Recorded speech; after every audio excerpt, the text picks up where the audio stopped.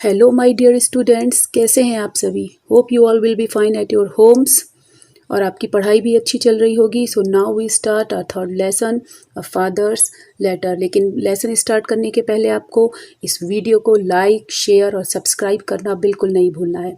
So now we start our lesson. तो अभी तक स्टूडेंट्स हमने पढ़ा था ये फादर्स लेटर में कि हैजलिट अपने बेटे को इस लेटर के through some pieces of advice देना चाहते हैं कि चूँकि उनका जो बेटा है वो अब स्कूल में सेटल होने जा रहा है, तो इसको हैजलिट ने बोला है कि ये उसका एक नई दुनिया में प्रवेश है। इसलिए वो अपने बेटे के लिए कुछ एडवाइस देना चाहते हैं जो आगे उसकी आने वाली लाइफ में उसको बहुत काम आएगी। तो अब हम देखते हैं। You seemed at first to take no notice of your school fellows. You seemed at first, सबसे पहले ऐसा प्रतीत हुआ to take no notice of your school fellows, कि तुम अपने स्कूल के साथियों पर तुमने कोई ध्यान नहीं दिया, और rather to set yourself against them, या फिर तुमने अपने आप को उनके विरुद्ध स्थापित कर लिया। विरुद्ध स्थापित कर लिया का मतलब तुमने ये सोच लिया कि वो तुम्हारे फ्रेंडली नहीं होंगे, वो तुम्हारे अगेंस्ट ही होंगे, because they were strangers to you. क्यों? क्योंकि वो तुमसे अजनबी थे। यानी वहाँ जो भी स्टूडेंट्स थे, जो भी आप स्कूल फेलोज थे, उनको हैजलिट का बेटा नहीं जानता था, सारे स्ट्रेंजर्स थे। तो उसने पहले से ही ये सोच लिया कि जो सारे स्ट्रेंजर्स हैं, उसने अपने आप को उनके विरुद्ध शायद स्थापित कर लिया था।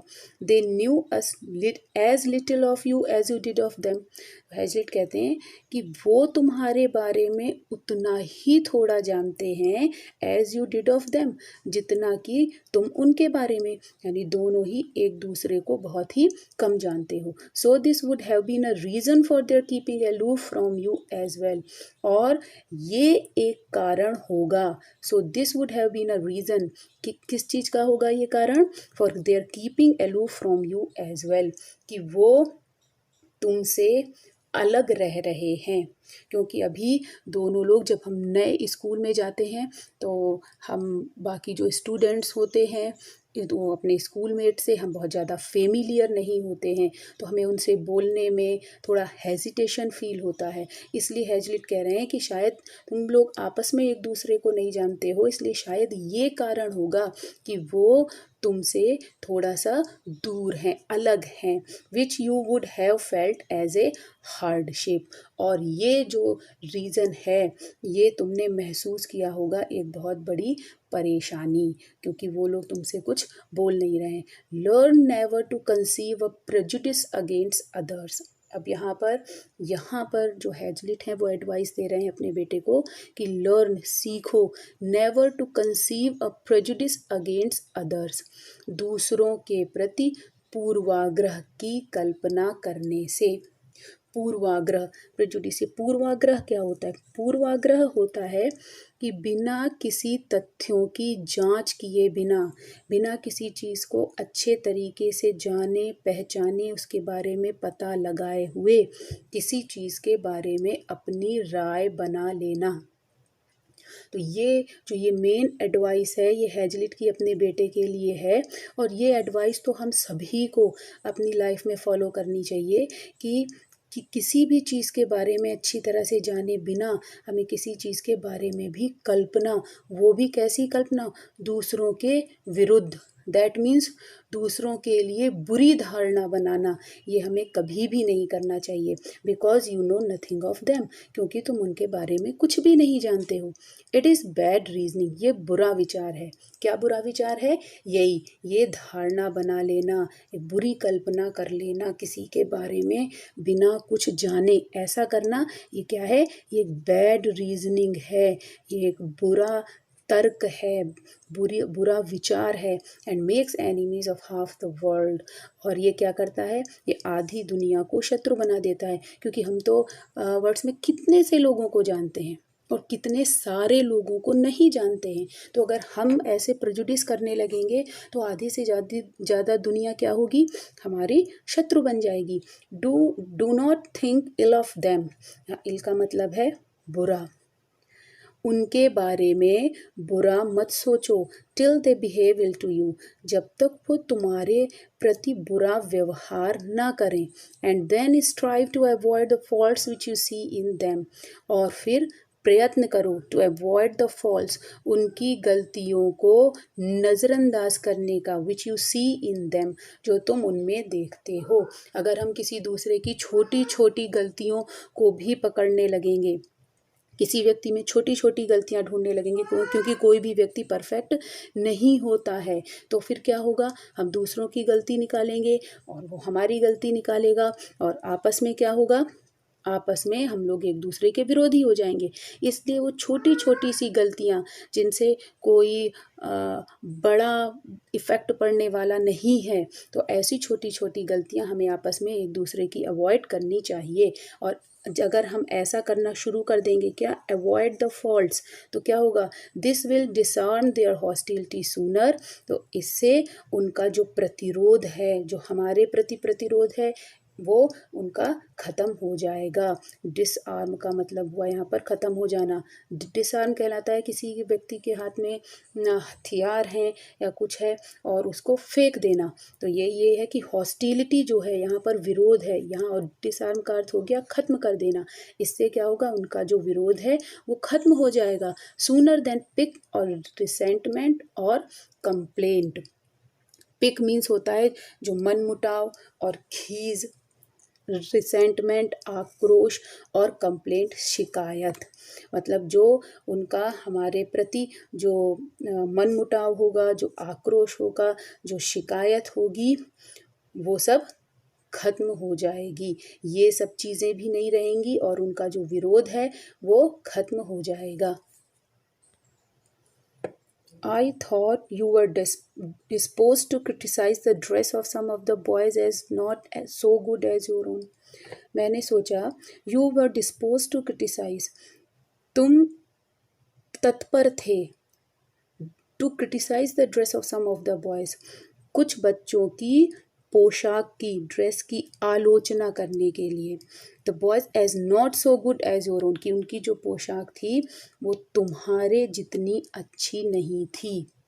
मतलब तुमने उन लोगों की पोशाक पर भी ध्यान दिया और तुमने पोशाक से खुद में और उनमें एक डिफरेंस लाने की कोशिश की कि तुमने ये सोचा शायद कि वो तुम्हारे स्टैंडर्ड के नहीं हैं। मतलब तुम उनकी पोशाक की आलोचना करने पर उतारू थे, तत्पर थे। डिस्पोज्ड टू मीन्स तत्पर थे।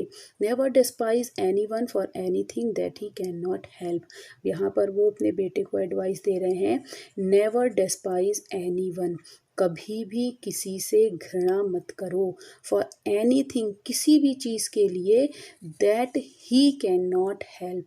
That he can not help का मतलब जिसमें वो कुछ सुधार ना कर सकता हो, उसकी कोई भी ऐसी चीज़ जिसमें सुधार लाना उसके हाथ में ना हो, जिसमें सुधार लाना उसके लिए संभव ना हो, ऐसी किसी भी चीज़ के लिए हमें किसी भी व्यक्ति से घृणा नहीं करनी चाहिए।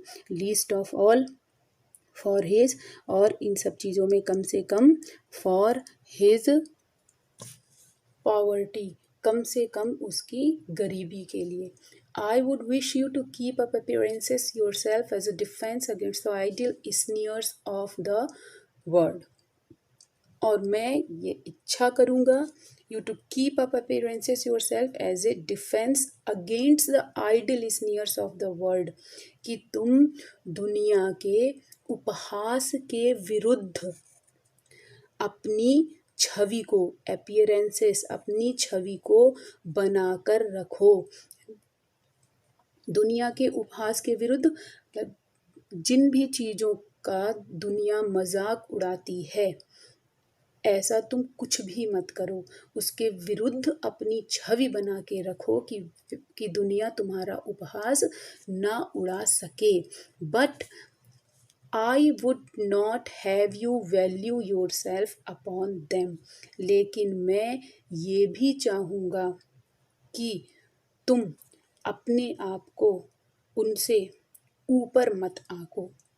अपनी छवि को बनाकर तो रखो, उसके जो दुनिया के उपहास हैं उसके विरुद्ध अपनी छवि को मेंटेन करके रखो, लेकिन अपने आप में तुम एक कहें कि घमंड की बात, एक प्राइड ऐसी चीज़ मत लाओ। But I would not have you value your self upon them, कि तुम अपने आप को सर्वश्रेष्ठ, कि मैं उन सभी से श्रेष्ठ हूँ, ऐसी बात तुम्हारे अंदर नहीं आनी चाहिए। I hope you will neither be the dupe nor victim of vulgar prejudices.